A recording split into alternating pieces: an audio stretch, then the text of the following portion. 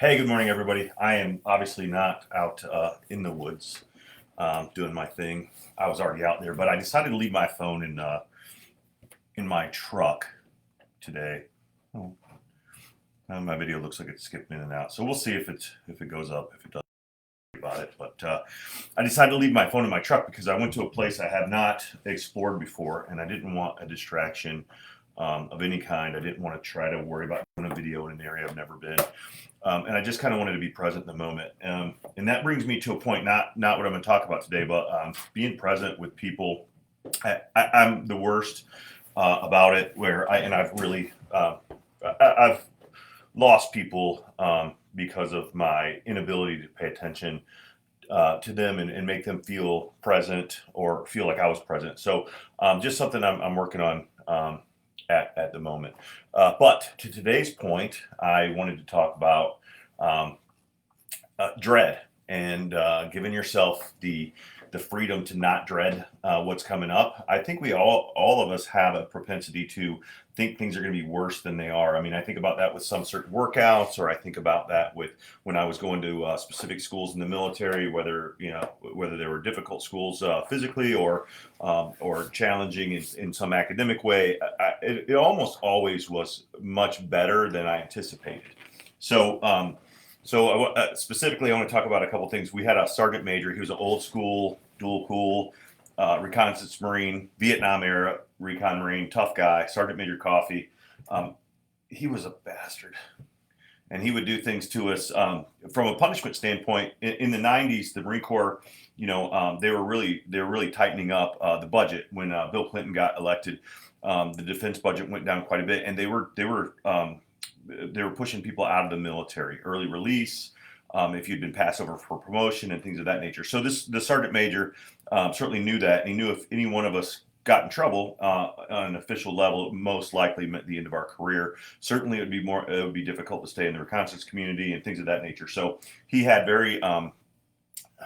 very interesting ways of punishing us. So I was, we were on the flight deck, and I was on an LHA, the USS Peleliu, piece of shit. We called it the smell of lube, but we were on the fantail, and he was back there, and he was really kind of reaming us for something. I don't know what we did, but there was probably 15 of us there, staying in a little semicircle around the sergeant major while he was, he was really giving it to us. And funny thing about the Navy is they just dump all of their trash overboard, and that's a whole nother thing. If environmentalists understood how much trash just gets dumped into the ocean as long as you're 50 miles out, they would freak out. But anyway, we had pushed all this, not we, but the Navy had pushed all this trash off the fantail of the ship, and we were on our way back into port for like 3 weeks, and then we're going to do our actual pump where you go out 6 months. We were going into we're going to go into the Gulf. We were expecting stuff out of Iraq, so that was what we were getting prepared to do. So we're going to have this leave period of, I think we're going to get about 8 or 10 days of leave, and he was chewing our ass, and me and this guy Chuck DeReamer, we were standing there on the fantail, and as this trash is floating by, we see these sharks, and these sharks are, they're opportunistic feeders, and they're eating all this trash, and it was the coolest thing I ever saw. There's like 10 sharks in the water. Like, who's not going to look? So I kind of stopped paying attention to the sergeant major, which goes to the first part of my story, is get rid of your distractions. That shark was my phone at the moment. It was a big distraction. But anyway, so I kind of get up on my tippy toes, and I'm looking at these sharks feeding on the trash, and apparently Chuck did too. And the sergeant major saw us both at the same time, and he wasn't very happy that we decided the sharks were more important than him. And me, being the very awesome, sarcastic asshole that I am, when he said, is there something in that water that's really more interesting than me? And I said, yes, Sergeant Major, look at those sharks. They're way more interesting. So he was not pleased with that remark. So he gave us a choice, and he always gave you a choice. And the choice was, we could get a page 11 entry or possible Article 15, which is non-judicial punishment, or we could take door number 2. And he never really told you what door number 2 was, but you always took door number 2. So I took door number 2, and we were going to be in port the next day, and then on leave the day after that.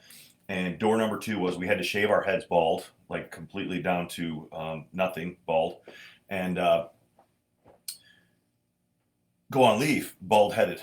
And that's not favorable for any Marine. You look like a boot, and it's not very cool or anything. But that's what we chose. We chose door number 2, and so Chuck and I are walking around bald, and then turns out I met this girl who liked bald guys, even if they were just shaven. So it worked out for me for at least 4 or 5 days. And then we got back on ship after leave, and he said the second part of our punishment was when we got into the United Arab Emirates, our first stop was going to be in Jebel Ali. And there are these families there, they're American families, and anytime a ship pulls in, they want that American companionship because they live in these little compounds.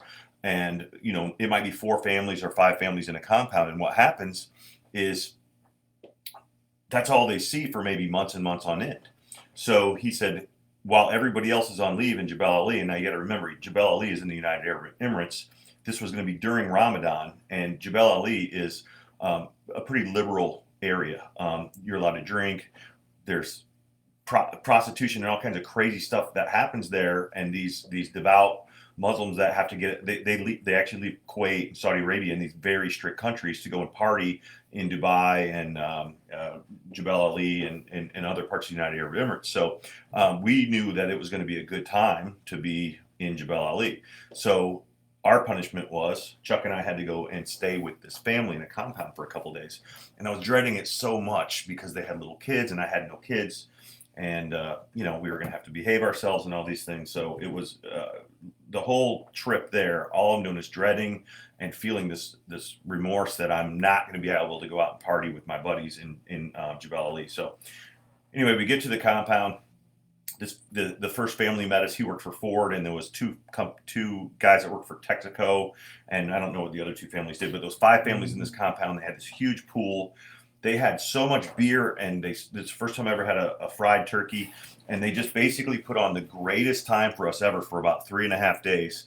And they took us to a golf course in the United Arab Emirates. So we're in the, it's in the desert. We're driving, I don't know, maybe 30 minutes, and we go over this final hill, and it's the greenest grass I've ever seen. It's the nicest course I think I've probably ever played on. I hacked it up really good, but turns out that it was the greatest punishment I ever had because these people, yeah, Chris, you always choose door number 2 too. Yeah, you got to. So anyway, what my point there is, usually what we're thinking we have to face, and we're in the new year now, and people are facing, different kinds of things with work changes, getting back into sales for my team and things of that nature. We often have some dread, and what dread will do for you, it didn't in this case, but what dread will do for you is it manifests your destiny. And I could talk to Lori, I could get Lori on here, but I won't. Lori Stagliano is a great agent on our team, and we talked about manifest destiny, and it can be a good thing or a bad thing. Luckily, it worked in our favor, and it didn't bite us in the ass on this one. But funny enough, we go back to the ship, and the sergeant major was all proud of himself that he made us miserable while they had a great Liberty call in Jebel Ali. By the way, those guys were down probably $500 each from being out and partying for those several days. And we didn't spend a dime. We ate like kings. We drank like kings. We got treated like kings, and got to golf. So I kept my mouth shut about that. And then when we came back through there, I asked if we could go visit that family again. But somebody else had gotten in trouble, and the sergeant major was punishing them. So anyway, my whole point today, not a super exciting story, I guess, but I just remembered it thinking this morning about 1, being present in the moment, and 2, thinking about what are we doing to set up our own roadblocks in our mind. And I've done a lot of that, and I'm working very hard to get rid of that. The other thing is the count. Today's day 19 of sobriety. So those days don't click off very fast, but they're going. And day 9 of 75 hard. I've stayed up with all that. Almost have 3/4 of a gallon of water in this morning. And I'll get my second workout in a little bit later. It's the outside workout. It's a little bit tough. It's 15 degrees here today and dropping. So, but outside of that, everything else is going very well. And then I'm chasing my rainbow, and that's it. So I hope you guys have a great day.